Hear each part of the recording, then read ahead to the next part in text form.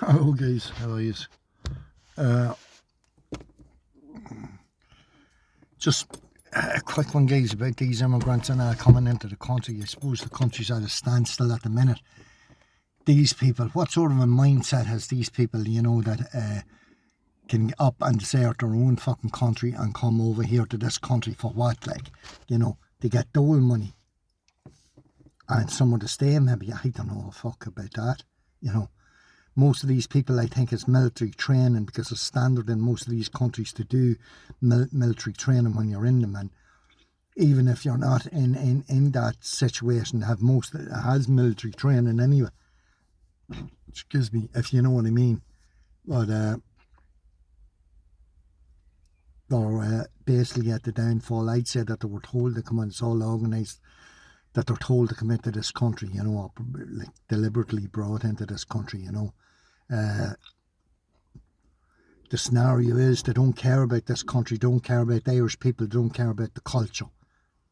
They don't, it's, all water over a duck's back to them. They don't give two fucks as long as they're getting money and somewhere to stay, and that's it, And they're at the government's beck and call, shills.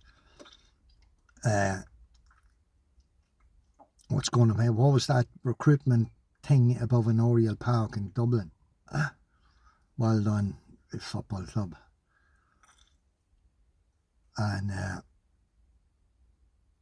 what the scenario is there, I'd say, the Irish people are quite content working in their supermarket jobs or their little shops or whatever it is, and then when these people are brought in, I'm happy in my little job, I'm not going to cause any trouble, nobody's causing me any trouble.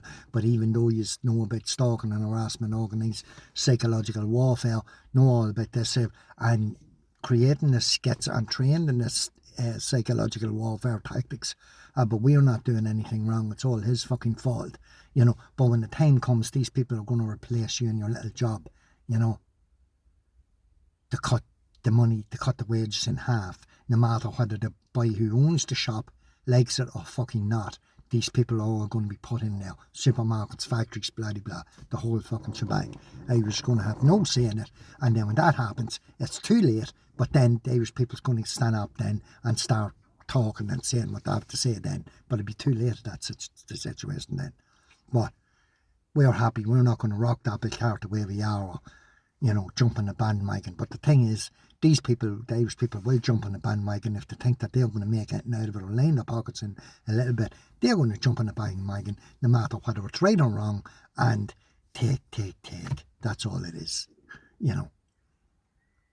That's what's happening in the mail. And the fortunate bit about it is there isn't an organisation out there big enough or with a voice that can talk for the Irish people or make a voice for the Irish people, or what would you call it? Give the Irish people a bit of direction or a bit of fucking, faith in the process or in the process or something, But there's nothing there at the minute, Unfortunately, no leaders or no one voice. There is a couple of people out there talking, but as the fella says, they haven't got the fucking backing, per usual, But the corrupt element of this fucking country that's what's stopping the whole lot as far as I can see, It's just bad in England, if not even worse in England, There was a young one in Dublin, she was on a video there this morning, I watched her. She said she sat down, she was walking through Dublin, she's from Dublin, she said she loves the place or whatever. I think she was born and reared there, I don't know. And she sat down and went to sell the rest for a few minutes. Somebody sat down a couple of windows down and started feeding himself. This is what's going on in society now. Until these people come into this country, we never heard of anything like this here. Attacks or these sex crimes or anything like this going on. No, until these people come in. But all of a sudden, boom, bosh, that's it. It all fucking hot the fan, And it's like a slippery slope. It's only going to get worse, Same thing happened in England as well. All the Muslims over there, is a crowd and the whole fucking lot flying the flag over there. Tommy Robinson Leonard Yaxley, I think his name is, you know, he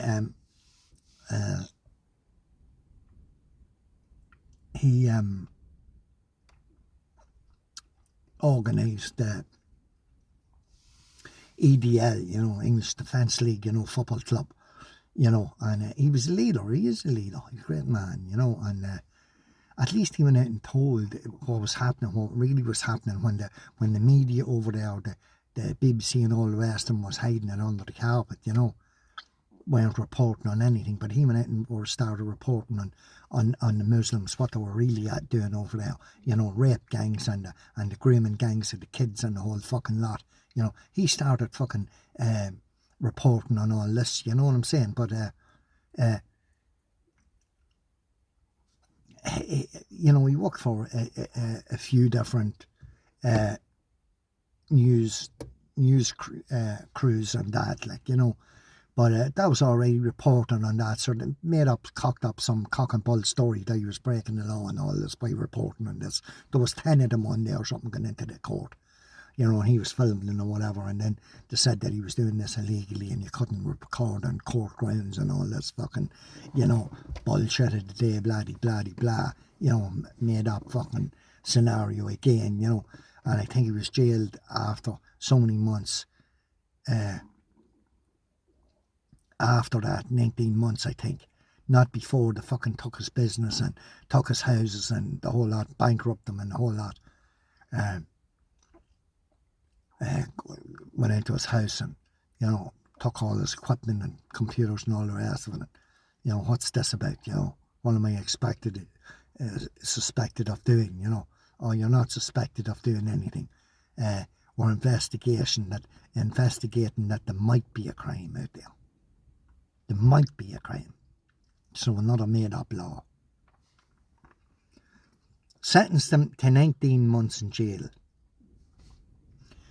He went into jail, right? And he was talking to a doctor or a psychiatrist or whatever it was when he went into jail and said, we think that they're going to fucking put you in isolation. He's you know, and he says, right, what will isolation, what effect will that have on me or whatever? Well, this is going to be temperamental on your health, like, you know. He has done 121 days in fucking isolation in jail. The maximum you're supposed to do in isolation is 15 days. 15 days. And this is with no visitations and no food parcels. Nothing. You know, all suspended, all cancelled. This is the justice today for you. This is the fucking justice today. But the best part of it is, the police force in England are afraid of the Muslims. If one of them boys are arrested over there and brought down to a station or a barracks or whatever the fuck you call it, right, and he's not released in a couple of hours, I guarantee you 1,000 of them Muslims will be down demonstrating outside that fucking jail or outside that police station or whatever it is until he's released. Would you get that over here? That's all that's wrong in England. The police are afraid of these people. You know. Umpteen cars driving at the crowds and all this fucking scenarios over there. A multitude of crime over there. You know. I wonder why they want to recruit. More guards over here. I don't think it's just because these people, they're getting it hard to recruit people into the guards. They drop the vetting end of it and they drop the fitness end of it. I wonder why they're doing all this. It's just up the numbers as far as I can see. That's all I can see. You know. But why isn't people not jumping to get into this position? Or, you know what I'm saying, queuing up to get into the Gardaí? Why?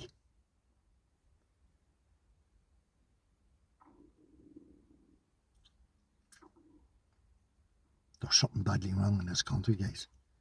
There's something seriously wrong when you see every fucking hotel in the country packed with foreign nationals or immigrants or whatever you'd like to call them, and every fucking factory that's derelict, or every nook and cranny and corner is packed with these people. There's something seriously wrong, guys, when this is fucking going on, you know. But it's the same. It's corruption here. The corruption.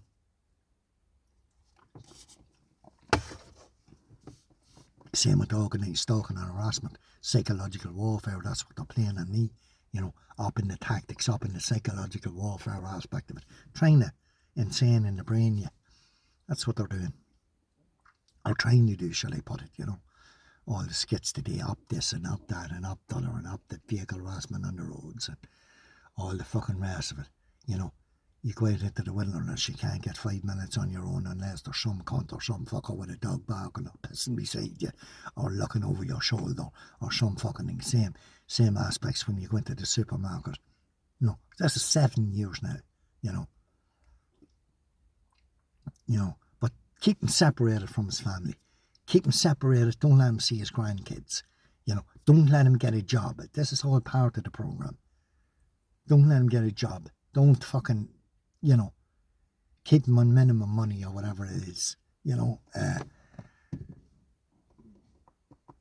get him fat. You know, get him lazy. You know, and get him depressed. You know, so then he might fucking commit suicide or something. Then this is the mindset. This is the mindset. You know, but you know what you can do with your organised stalking and harassment with your foreign nationals and all the rest of them, whoever it is, and projecting the mental people onto me. You know, the smoking, projecting the smoking, projecting the vaping, you know, the fat people, this insane people, the rehab people, you know, the old people, the crippled people, you know, the projecting all the negativity onto me, you know, and the vehicle harassment and all the rest of the skits, the one headlights and the cattle trailers and the sheep trailers and all the white vehicles and red vehicles and blue vehicles. Do you know what you can do with that? Do you know what you can do with that? You can wrap all that up into a fucking bowl and shove it up your corrupt fucking arse. Turn round and have a look at yourself in the mirror and see who you really are and what you're really fucking doing. And if you don't like that, you can sweep it under the carpet with other piles of shite you have underneath there.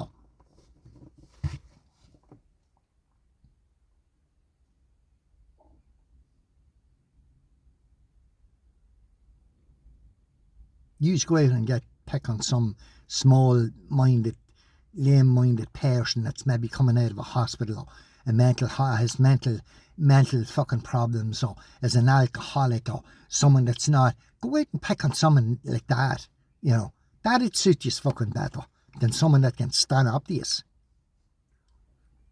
or knows what you're fucking at.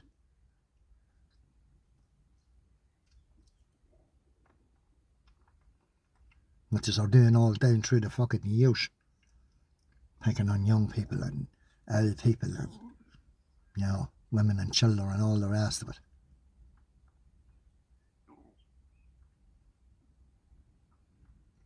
I was watching the one in Donegal there the other day in a video. She said her fucking house was attacked 3 fucking times and nothing done about anything, along with multitude of other stuff done to her.